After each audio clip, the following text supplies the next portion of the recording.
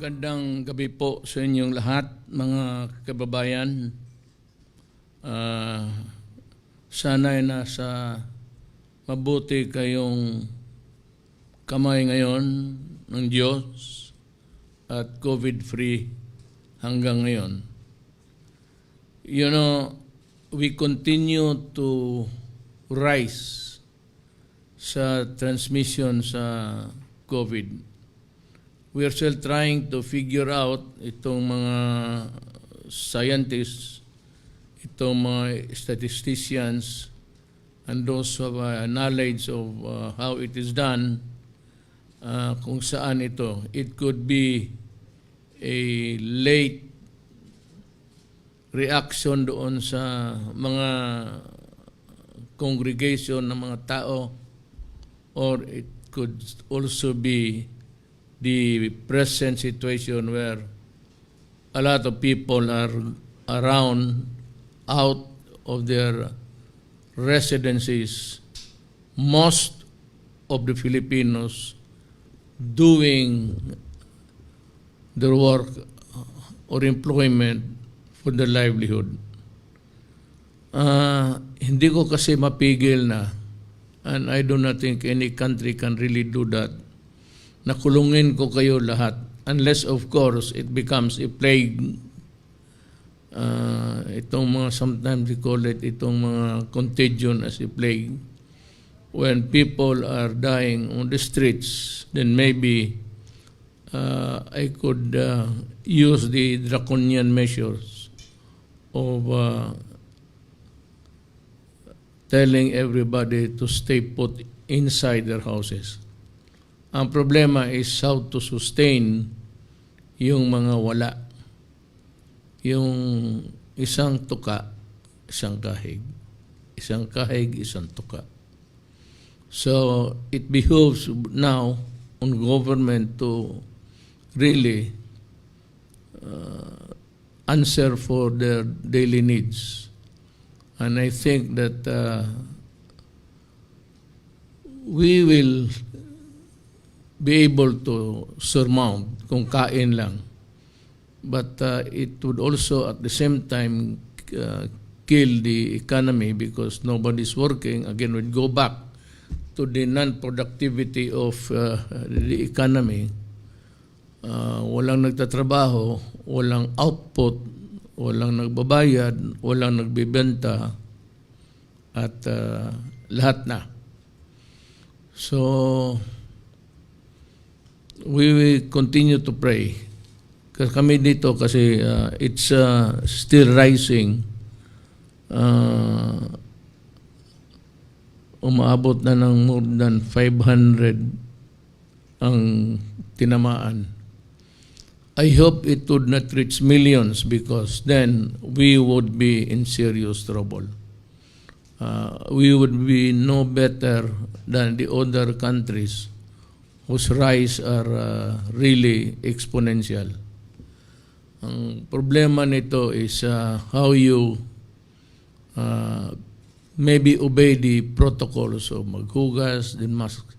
Ang mask, makakatulong yan. It does not provide actually 100%.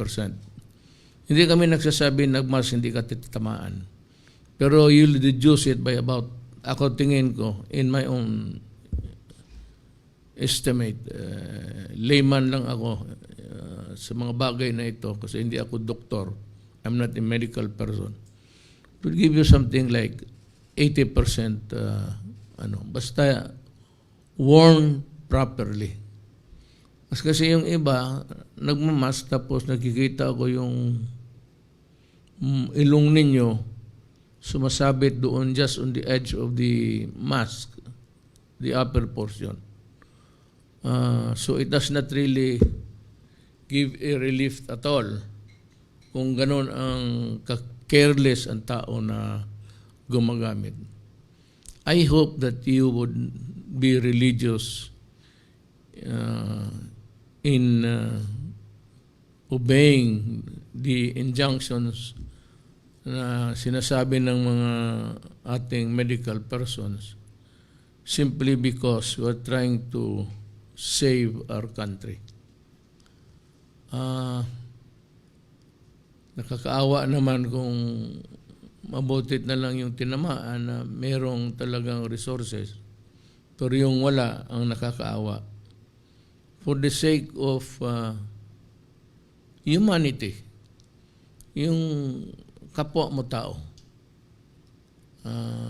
bayan mo, kindly obey the protocols, washing of the hands. Sana susundin ninyo ito. Yung restrictions na lifting the age of for 10 to 14 age group sa MGCQ areas, na palabasin na yung mga 10 to 14, I am compelled. It has nothing to do with their incompetence, not at all. Ang akin is a precaution because there was or is a strain discovered in the Cordillera na yung that is very similar to the strain dito sa United Kingdom. How it got there is beyond me. Hindi ko talaga bakit dumating doon. But nandoon, nakita naman nila, and I trust that our doctors, our medical workers are really competent enough to determine this situation existing. So, balik ko kayo sa bahay muna. And besides, yung 10 years old to 14, itong medyo matanda na mahirap ito i-manage. But itong mga 10, 11, 12, pwede na yan sila sa TV. They can glue their attention sa TV the whole day. Pasensya na po kayo. Mine is just a precaution. Wala itong bisa. Takot lang ako kasi itong bagong strain strikes the young children. Itong original na COVID, hardly if at all, na wala kang marinig na may bata. Meron 1 or 2, and you can count it by the fingers of your hands. Kung ilan ang bata natin na hindi sila hindi naman vulnerable. But the infection is not easily acquired. Pero ngayon, according to the studies, balita lang mala nitong United Kingdom, na nag-warning si Johnson, yung Prime Minister nila, that it can, that kind of affliction can walang limit sa edad kung ilan. So, it does not have any cut off there. So, just to be sure, and in our desire to protect our people, napilitan akong i-reimpose yung 10 to 14. Not at this time. It's a sacrifice for the parents and for the children. It would limit their movements and their, that's about the time when they are playful and they need space to, move. Yan ang problema. Hindi natin sigurado. Once it is confirmed na talaga mga bata tinatamaan, pati as young as 10 years old or even younger, well, that order will subsist until such time that everybody will be safe by the bakuna. So, habulan ito. And I'd like to report to you again that we are doing our very best. Si Secretary Galvez, si General Galvez, is there. Ang ano ko lang ganito. Merong iba dyan, because wala silang nakuha kay Galvez, kaya wala man talaga, walang pera, laway pa lang ito lahat, conversation, istorya.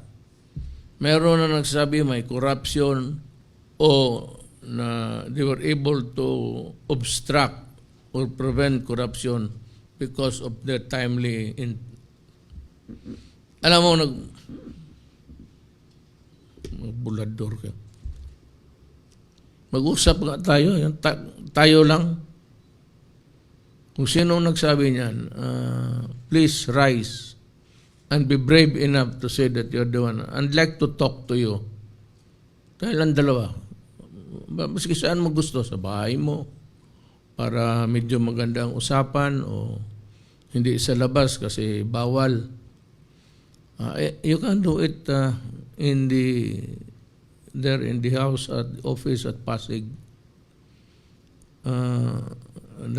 Pinapalabas na napigilan namin yung corruption timely dahil sa wala pa sinasabi na ang bayad dyan maging anuman pera na cold cash or papel lang yan. Hindi yan magpadala ng pera doon. Papel yan sa bangko yan. That it will be credited sa account kung sinong manufacturer. Hindi hawak walang hawak ng pera dyan. Actually. Kaya dyan ako kasi walang nakuha. And, they're still trying to prick the brains of Galvez, looking for something which is not there at all. Dito tayo sa, well, just to show that we are in the process of still cleansing government, ang na dismissed sa service, Rodrigo, hindi Duterte ha, Rodrigo Valencia, administrative aid for DSWD Central Office. Si Godofredo Estefa Jr., Administrative Unit Chief, DSWD. DSWD to that, inefficiency and incompetence in the performance of duties. 1 year suspension. Ian and Hirose S. Montibano, Accountant, DSWD, Field Office, NCR. Inefficiency and incompetence in the performance of official duties. Simple discourtesy in the course of official duties. Alam mo bang bakit? Kayong nasa gobyerno, lahat, police, pati presidente, tayo lahat dito. Maraming Pilipino na bright na walang trabaho. Diyan sa civil service, maraming nakalista diyan first grade eligible na hanggang ngayon hindi pa nakakita ng trabaho. I suggest na kayong mga first grade eligible, huwag na kailangan kayong maging ng padrino. Mag-apply kayo sa civil service, and civil service will reject the recommendations. Ano yung I'll appoint you? Hindi na ang maghanap ng, walang politika. Pagka magdala ka sa akin ng application tapos may sulat na ganito, I endorse na mula Ricky Bunao, Officer 5 ng Center Head of Haven for Elderly, DSWD. Serious dishonesty, grave misconduct, conduct prejudicial to the best interest of the service. 6 months, I will ask for the papers pa-forward sa opisina ko sa Pasig River, dyan. I will terminate them. Evelyn Santoyo, Municipal Link, DSWD, disgraceful and immoral conduct. Ano kayang ginawa nito niya? Disgraceful and immoral conduct. Suspended for 6 months. Si Acela Bella Che, Provincial Link, DSWD Field Office. Serious dishonesty. Well, of course, you have to go. I am asking the DSWD, General Bautista, to send me the papers. I will try to review. And baka i-overrule ko kayo at I will decide to dismiss them.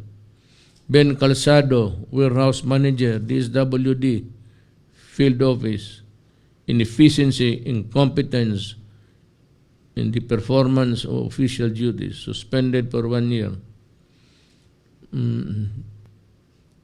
Incompetence. Ayaw ko kung madala pa ba ito. Carmelita Roxanne Cruz, Provincial Development Officer, DSWD, Field Office, 10.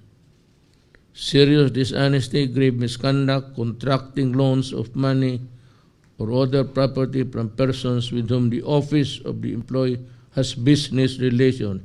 This is a serious offense. Tama yan. Dismissed from the service. No motion for reconsideration yan. Yan na muna. DSWD. Ngayon, meron tayo dito. Kaya I ask the permission of the body to allow me a little time. Unahin ito.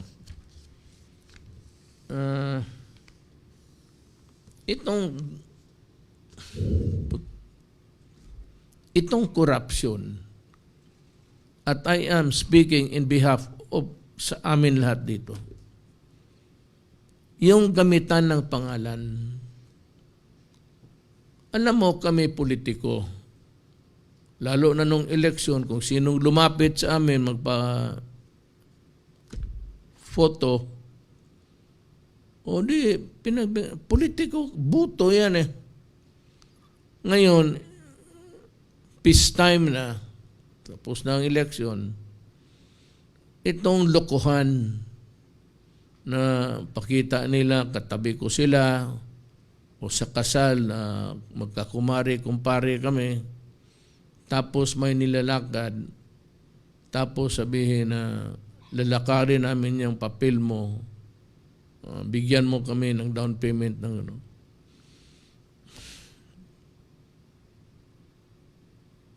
Mga kababayan ko, mahirap lang kami. Pero hindi, I'm sure kami lahat, hindi namin daanin sa, may utusan kami. Pag binanggit yung pangalan ni Secretary Lorenzana, Secretary Galvez, Secretary Duque, pag ginamit yung mga pangalan nila sa mga contract purchase, the mere fact na nagamit ng pangalan, wala yan.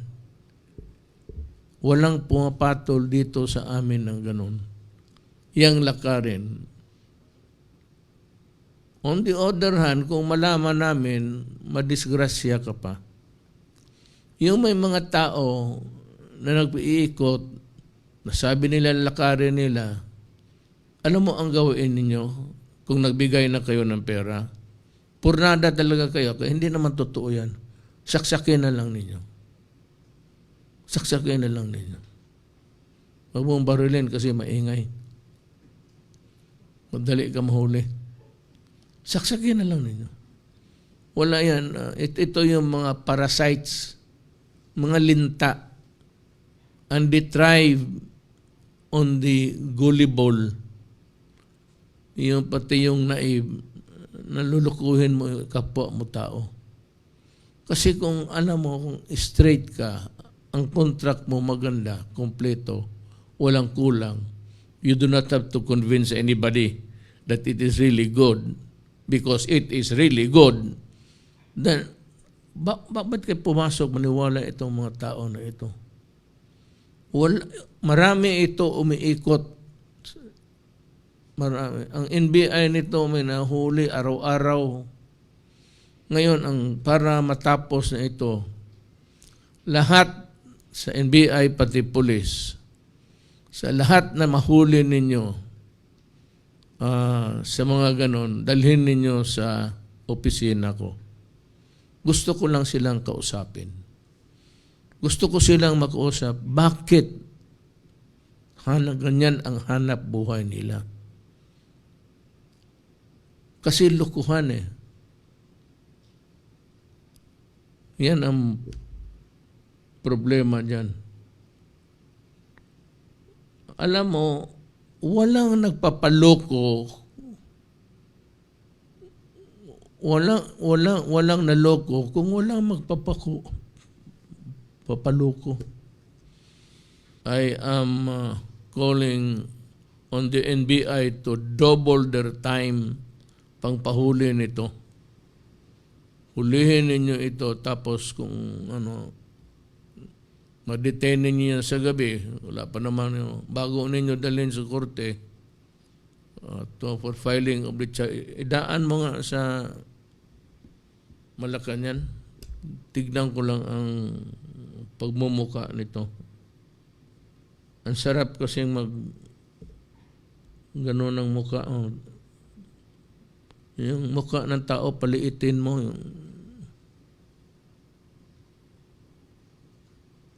Kasi maraming sumbong dito sa amin. Fifth year ko. Ngayon lang ako mag-umpisa na magkurakot. Bakit hindi ko inumpisan nung 23 years ako mayor? O hindi marami na sana akong pera kung tumakbo ako ng eleksyon.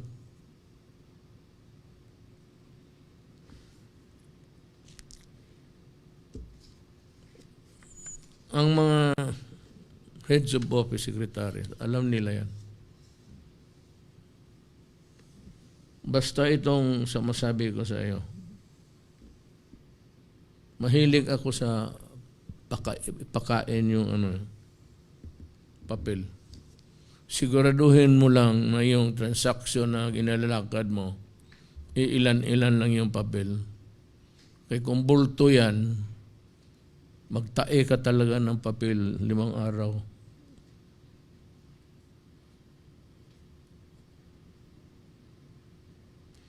Itong isa pa, may lumalapit, umiikot. Maraming maisip itong mga lapitan kanila. Kunyari kunwari lang, total, itong dismiss na ito. Rodrigo Valencia, lapitan yan siya. Tapos sabihin, lalakarin namin na yung dismissal mo, paiba. Suspension na lang. 1 araw na lang ang suspension mo. Hindi na dismissal.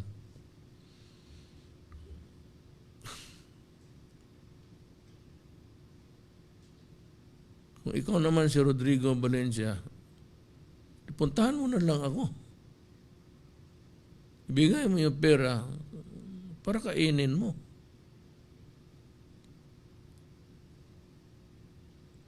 Marami ito. Kaya ito rin, kung matimingan mo sa dilim, saksakin mo rin. Yan ang dapat sa mga tao.